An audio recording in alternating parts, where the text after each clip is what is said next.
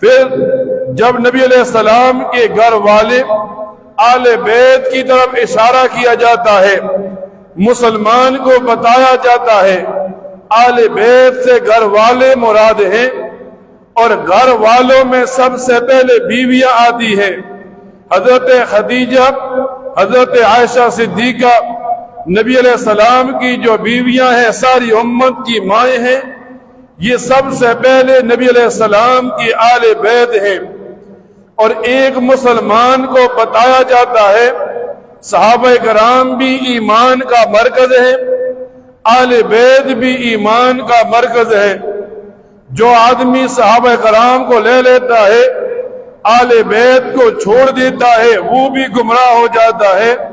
جو آل بیت کو لے لے، صحابہ کرام کو چھوڑ دے، وہ آدمی بھی گمراہی کے راستے پر چل پڑتا ہے۔ اب ایک آدمی کو بتایا جاتا ہے یہ جتنا گھر کے مسائل ہیں، پوشیدہ مسائل ہیں، آل بیت سے مسلمانوں کو ملے۔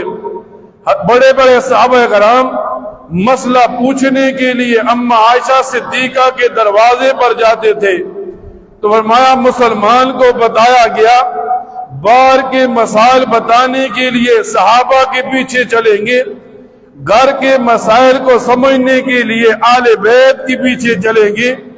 صحابہ کرام کو بھی ایمان کا مرکز مانیں گے، آل بیت کو بھی ایمان کا مرکز مانیں گے۔